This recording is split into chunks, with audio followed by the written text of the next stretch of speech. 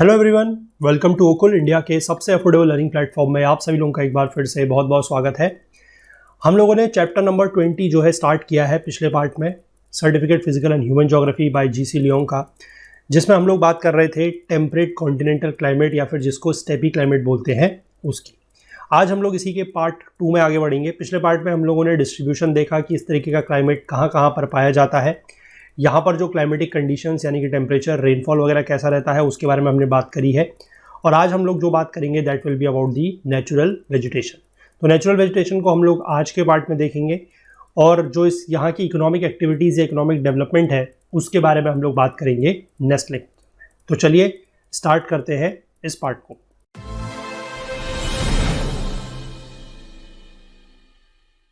देखिए, बात करेंगे नेचुरल वेजिटेशन को लेके। तो लिखा क्या है कि दो the term steppe vegetation geographically refers to the scanty vegetation of the sub arid lands of continental Eurasia, many authors including the late professor Sir Dudley Stamp have extended the term to include the temperate grassland all over the world।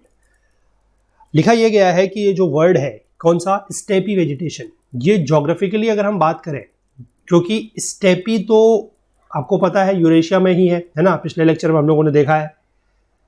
तो जब आपका ये steppe vegetation या steppe जो है वो temperate grasslands है कहाँ के, यूरेशिया के, तो स्टेपी वेजिटेशन भी वहीं की होनी चाहिए थी, मतलब वहाँ पर जो वेजिटेशन हो रही है उसको स्टेपी वेजिटेशन बोलेंगे।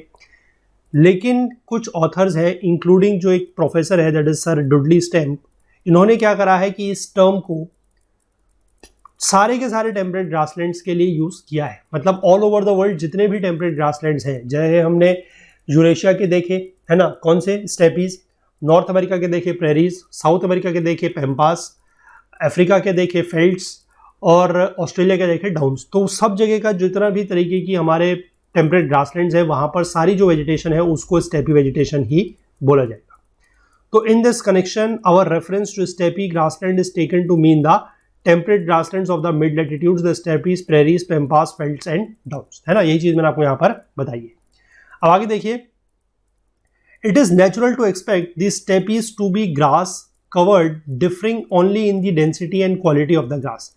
क्योंकि ग्रासलैंड है, मैंने आपको पहले भी बताया कि ग्रासलैंड अगर है तो ये एक्सपेक्ट करना बड़ा ही नेचुरल है कि स्टेपीज क्या होंगे, steppes to be grass covered, यानी कि ऐसी जगह होंगी जहां पर केवल ग्रास होगी, है ना, ग्रास होगी। बस अंतर ये होगा कि कहीं पर ग्रास की जो डेंसिटी है वो ज़्यादा होगी, कहीं पर कम होगी, कहीं पर उसकी क्वालिटी जो है वो अलग होगी, तो उसके हिसाब से डिफरेंसेस का होगा। Their greatest difference from the tropical savanna is that they are practically treeless and the grasses are much shorter। तो सवाना का जो क्लाइमेट होता है, सवाना या सूडान टाइप ऑफ क्लाइमेट, वहाँ से जो अंतर है उसमें और इसमें जो अंतर है वो यही है कि वहाँ पर क्या होते हैं, पेड़ वगैरह होते हैं, है ना, यहाँ पर क्या है कि ट्रीलेस है, प्रैक्टिकली ट्रीलेस है, मतलब आपको यहाँ पर ट्रीज वगैरह जो है वो बिल्कुल ना के बराबर देखने को मिलेंगे। और यहाँ की जो ग्रास है, जो घास है वो भी कैसी है, छोटी है, शॉर्टर है। अब जब रेनफॉल मॉडरेट होता है, वैसे तो हमने आपको रेनफॉल के बारे में पिछले पार्ट में बताया है, लेकिन इसमें क्या लिखा है कि जब रेनफॉल थोड़ा सा मॉडरेट होगा यानी कि 20 इंच से ज़्यादा, तो ग्रासेस थोड़ा सा बड़ी भी हो सकती हैं, टॉल हो सकती हैं, फ्रेश हो सकती है और न्यूट्रिशियस हो सकती है, and are better described as long prairie grass. तो उस समय उनको हम लॉन्ग प्रेरी ग्रास बोलते हैं, क्योंकि वो ग्रास थोड़ा सा कैसी हो चुकी है, बड़ी हो चुकी है। और क्यों हो चुकी है बड़ी, क्योंकि थोड़ा सा बारिश ज़्यादा हुई है। अब this is typical of the grass of the wheat lands of north America. North America में जहां पर व्हीट वगैरह, अभी हम आगे जाके जब पढ़ेंगे अगले लेक्चर में इकोनॉमी के बारे में, तो वहां पर हम देखेंगे कि नॉर्थ अमेरिका में ऐसा रीजन है जहां पर व्हीट यानी कि गेहूं उगाया जाता है, तो वहां पर इस तरीके की घास पाई जाती है। द रिच ब्लैक अर्थ और chernozem areas of Russian Ukraine, Ukraine का जो पोर्शन है रशिया की तरफ वाला, वहां पर भी इस तरह की घास पाई जाती है।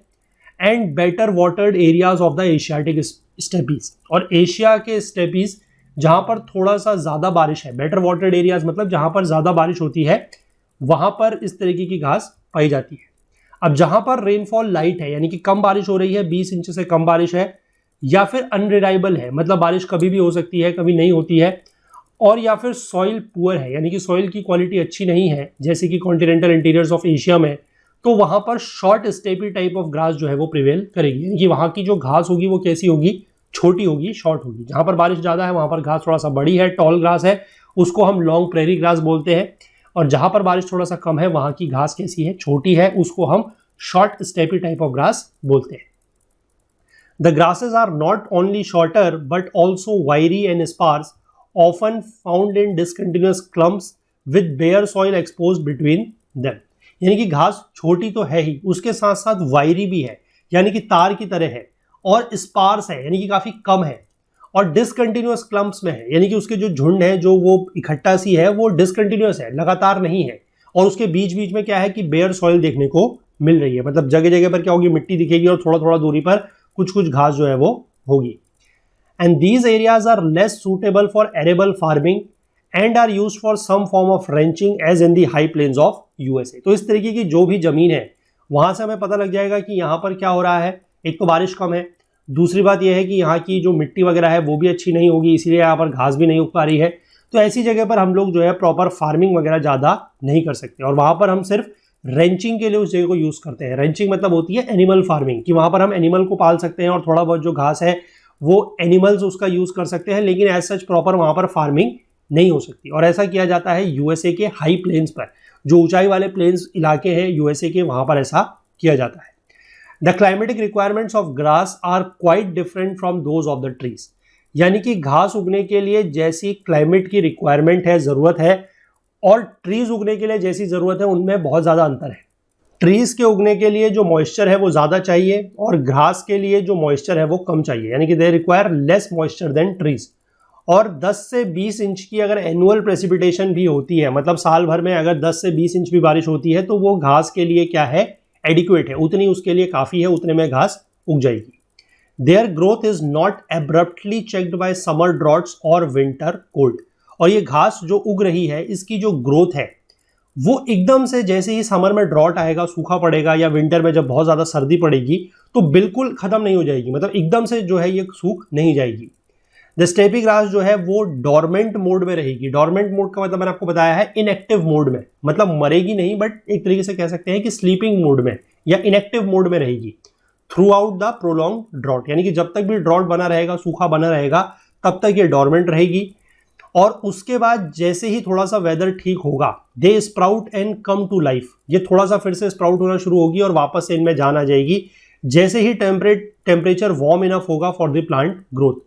और जैसे ही थोड़ा बहुत मॉइस्चर वगैरह आएगा, क्योंकि जब टेम्परेचर कम होगा और उसके बाद जब धीमे धीमे क्या होगा कि गर्मियों का सीजन खत्म होगा, ड्रॉट खत्म होगा, और जैसे ही विंटर्स में थोड़ा बहुत भी बारिश होगी, मॉइस्चर आएगा, तो उसके बाद ये फिर से स्टेडीली ग्रो करना स्टार्ट कर देगी। The appearance of the temperate grasslands varies with seasons। Temperate grasslands की जो अपीयरेंस है, मतलब टेम्परेट ग्रासलैंड्स हमेशा एक जैसे ही नहीं दिखेंगे, है ना। सीजन्स के साथ साथ इनकी जो अपीयरेंस है वो बदलती जाएगी। स्प्रिंग सीजन जब होगा तो क्या है कि the grass begins to appear, है ना। ग्रास थोड़ा थोड़ा जब स्प्रिंग सीजन होगा, स्प्रिंग सीजन मतलब जब विंटर खत्म होगी और समर आने से पहले, वो वाला सीजन होता है spring season.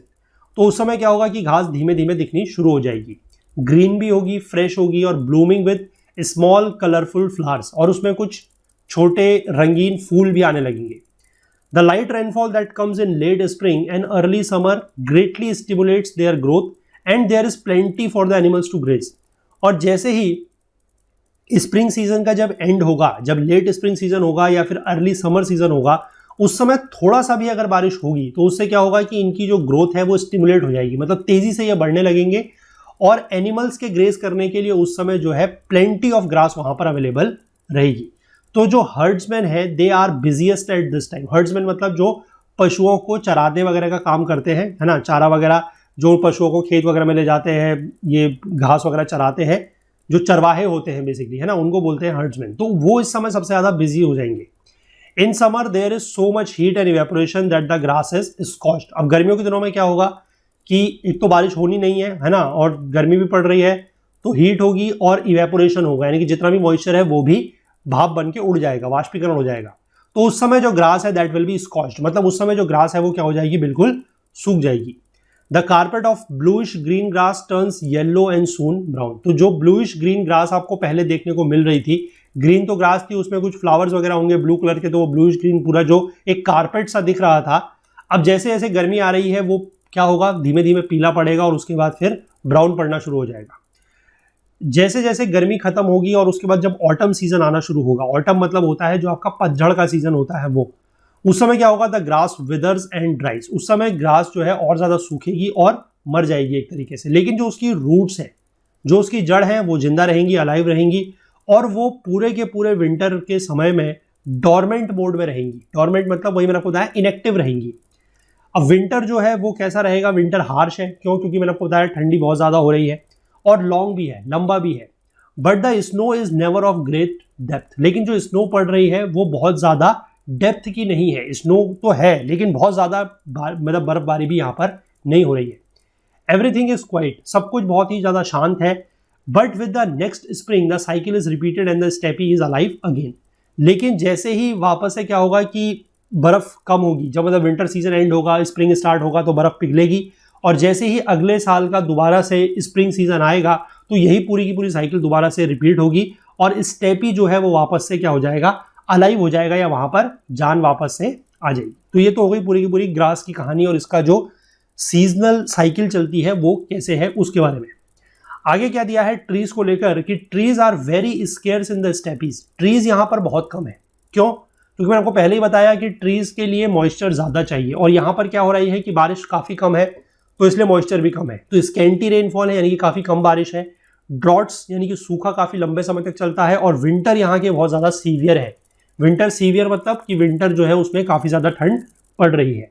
The rolling plain is an endless stretch of grass whether green और brown except along the water courses where a few low willows poplars और एल्डर्स ब्रेक द मोनोटोनी। मतलब जो उसके ये होते हैं, रोलिंग प्लेन का मतलब होता है, आपने अगर देखे होंगे कहीं बहुत बड़ी बड़ी जगह होती है जहां पर ऐसा कुछ होता है, मतलब बिल्कुल प्लेन भी नहीं है और कोई बहुत बड़े हाई लेवल एरियाज भी नहीं है ना, इस तरीके के रोलिंग प्लेन्स जो हैं वो एंडलेस स्ट्रेच ऑफ ग्रास देखने को मिलेंगे। मतलब यहाँ पर क्या होगा कि पूरी की पूरी एक तरीके से आपको कह सकते हैं कि घास ही घास, घास ही घास, पूरे में बहुत दूर दूर तक आपको घास ही घास दिखाई देगी इसमें। और कहीं कहीं पर ऐसा हो सकता है जहां पर पानी के पास वाले कुछ इलाके हों, वहां पर कुछ इस तरीके के प्लांट जैसे विलोज, पॉपुलर, एल्डर, ये थोड़ा सा आपको देखने को मिले और मोनोटोनी जो है उसको ब्रेक करे। मोनोटोनी क्या होती है, मोनोटोनी होती है कि अगर कोई भी चीज एक ही बहुत लंबे समय तक या बहुत दूर तक अगर चल रही है तो that is known as monotony, मतलब एक जैसी है ना। मतलब आप मान लीजिए सुबह से अगर आप बैठ के रात तक ज्योग्राफी पढ़ रहे हैं, ये सारे के सारे वीडियोस अगर आप देख भी रहे हैं, तो फिर भी कहीं ना कहीं आपका जो एक सिस्टम है वो थोड़ा सा मोनोटोनस हो जाएगा। तो आप उसको कैसे ब्रेक करेंगे, बीच में आपने करंट अफेयर्स पढ़ लिया है ना, बीच में आपने कोई और सब्जेक्ट का रिविजन कर लिया, या आपने थोड़ा बहुत जो है नोट्स पढ़ लिए या थोड़ा कुछ और पढ़ लिया चीज़ें, है ना, थोड़ा बहुत एंटरटेनमेंट कर लिया, तो उससे क्या करेंगे आप अपनी मोनोटोनस जो है एक्टिविटी उसको ब्रेक करेंगे। तो सिमिलरली यहाँ पर भी है कि बहुत दूर तक आपको ऐसे घास ही घास दिखाई देगी, लेकिन कहीं पर हो सकता है कि एक आध प्लांट यहाँ पर देखने को मिल जाए, एक आध प्लांट यहाँ पर देखने को मिल जाए, अदरवाइज पूरे के पूरे में फिर बहुत दूर तक घास ही घास देखने को रहेगी। पोलवर्ड्स अगर हम चलते हैं, an increase in the precipitation will give rise to transitional zone of wooded steppes where some conifers gradually appear. कहां पर, जब हम पोल की तरफ को जा रहे हैं, और पोल की तरफ को मैंने आपको बताया कि ठंडा मौसम होगा, है ना, क्योंकि टेम्परेट रीजन में तो हम है, इसके ऊपर तो पोलर रीजन में ही जाएंगे। अब जैसे जैसे पोल की तरफ को बढ़ेंगे तो क्या होगा कि वहां पर थोड़ा बहुत कॉनिफेरस ट्रीज हमें देखने को मिलेंगे। Even then the trees are very scattered, लेकिन वहां पर भी क्या है कि ट्रीज काफी ज्यादा स्कैटर्ड है, मतलब डेंस नहीं है, बहुत ज्यादा फैले हुए हैं, और फ्यू इन नंबर, और बहुत कम उनकी संख्या है। टूवर्ड्स द इक्वेटर अगर हम चले, हम पहले तो गए ऊपर की तरफ को, अब हम अगर इक्वेटर की तरफ को जाएंगे तो स्टेपी की जो ग्रास है वो छोटी होती चली जाएगी और स्पार्स यानी कि कम होती चली जाएगी, क्योंकि हमें पता है कि जो ये स्टेपी क्लाइमेट है इससे हम सीधे डायरेक्टली इक्वेटोरियल क्लाइमेट पे नहीं पहुंचेंगे, बीच में हमारा डेजर्ट वाला रीजन आएगा, और डेजर्ट वाले रीजन में हमें पता है कि थॉर्नी स्क्रब मतलब जो कांटे वाले झाड़ियां होती है वो है। तो पहले क्या होगा कि अगर मैं आपको इसको एक ऐसे ही रफ डायग्राम से समझाऊं कि अगर ये हमारा स्टेपीज है ना, ये स्टेपीज है, इसके ऊपर चले जाएंगे तो हमारा जो है पोलर वाला रीजन आ जाएगा। तो यहाँ पर हमें, यहाँ पर थोड़ा बहुत ग्रास होगी, है ना, यहाँ पर आप कह सकते हैं कि there will be tall grass, है ना। इसके बाद ऊपर की तरफ को जाएंगे तो आपको यहाँ पर थोड़ा सा कॉनिफेरस ट्रीज देखने को मिल जाएंगे, कॉनिफर्स। नीचे की तरफ को आएंगे तो यहाँ पर आपको पता है कि there is you have the deserts, है ना। तो डेजर्ट्स में होगा तो वहाँ पर क्या हो जाएगा, वहाँ पर आपको थॉर्नी स्क्रब वगैरह देखने को मिल जाएंगे, जो झाड़ी वगैरह है, कांटेदार झाड़ियाँ। इसके नीचे फिर हम आएंगे तो यहाँ पर आपको पता है कि इक्वेटोरियल रीजन आएगा, है ना, और इक्वेटोरियल रीजन आएगा तो यहाँ पर आपको बहुत ज़्यादा डेंस वेजिटेशन देखने को मिलेगी। तो ये ऐसा है कि हम स्टेपी से अगर इक्वेटर की तरफ को आएंगे भी तो सीधे डायरेक्टली हम डेंस वेजिटेशन पे नहीं पहुंच सकते, हमें पहले बीच में डेजर्ट वाला रीजन देखने को मिलेगा। और यही चीज़ हमने जो है इस चैप्टर को जब स्टार्ट किया था तो उसकी पहली लाइन यही लिखी थी कि ये जो स्टेपी वाले रीजन है ये डेजर्ट को बॉर्डर करते हैं, मतलब डेजर्ट है उसके बाहर बाहर पे स्टेपी आपको देखने को मिलेंगे, है ना। तो इसीलिए मैं आपको एक चीज़ रोज यही बोल रहा हूँ कि आप जो है एक पूरा का पूरा ओवरऑल वर्ल्ड का मैप लेकर उसमें ये सारे के सारे जो क्लाइमेट हम पढ़ते जा रहे हैं उनके डिस्ट्रीब्यूशन को मार्क करते जाइए। उससे फ़ायदा यही होगा कि ये जो चीज़ मैं आपको यहाँ पर बता रहा हूँ आप इसको खुद भी रिलेट कर पाएंगे कि स्टेपीज है, फिर उसके आसपास आपको कहीं पर डेजर्ट्स देखने को मिल जाएंगे। अब ऐसा नहीं है कि स्टेपीज है उसके नीचे जस्ट पूरे के पूरे डेजर्ट होंगे, है ना, मतलब कहने का मतलब ये नहीं है, ये तो मैंने आपको ऐसे ही थोड़ा सा समझाया एक डायग्राम से। होगा क्या कि स्टेपीज अगर है तो यहाँ पर हो सकता है थोड़ा बहुत आपको कहीं पर डेजर्ट देखने को मिल जाए, है ना, ऐसे करके, या फिर इस तरफ से थोड़ा सा डेजर्ट देखने को मिल जाए, तो ऐसा कुछ होगा। मतलब आई होप कि आप जो कंसेप्ट मैं समझाना चाह रहा हूँ वो आपको क्लियर हो रहा है। इसके बाद कल्टीवेटेड रीजन्स में अगर हम बात करते हैं कि such as the wheat farm of the prairies, wheat farm मतलब जहाँ पर गेहूं की फसल उगेगी, वो हम अगले लेक्चर में देखेंगे।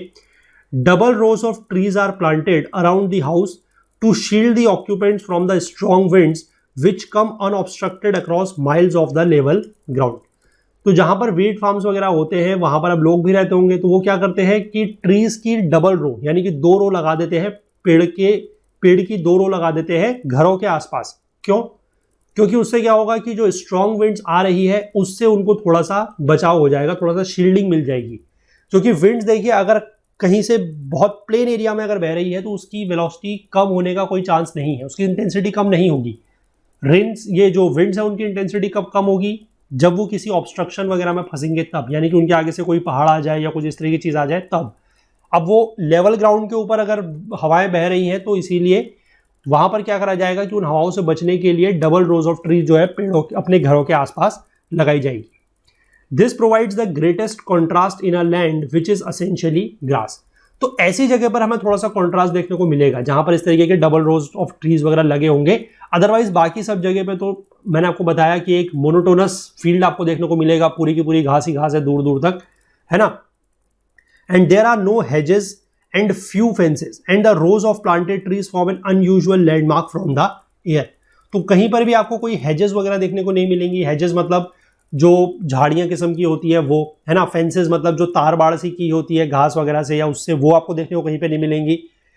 And the rose of planted trees, और ये जो प्लांटेड ट्रीज की रोज आपको देखने को मिल रही है ये जब हम एयर से देखें, मतलब अगर आप एरोप्लेन से जा रहे हैं, फ्लाइट से जा रहे हैं और आप नीचे अगर किसी ऐसे एरिया पे गुजर रहे हैं जो बेसिकली स्टेपी वाला है, तो वहां पर आपको ये लैंडमार्क बिल्कुल अलग से दिख जाएगा। पूरे के पूरे मैदान आपको बहुत लंबे लंबे दूर दूर तक घास ही घास दिखेगी। कहीं कहीं पर ऐसा हो सकता है कि इस तरीके की प्लांटेड ट्रीज की रोज वगैरह आपको दिख जाए, तो वो एक अनयूजुअल लैंडमार्क है। अनयूजुअल मतलब कि प्रेरीज या स्टेपीज में ऐसा आपको देखने को जनरली नहीं मिलता, वहां पर पूरी की पूरी घास ही घास है, तो इसीलिए ये अनयूजुअल होगा जहां पर आपको थोड़ा बहुत ट्रीज वगैरह ऐसे प्लांटेड दिखेंगे। तो आई होप कि यहाँ तक आपको जो वेजिटेशन है उसके बारे में भी चीज़ें क्लियर हो गई होंगी।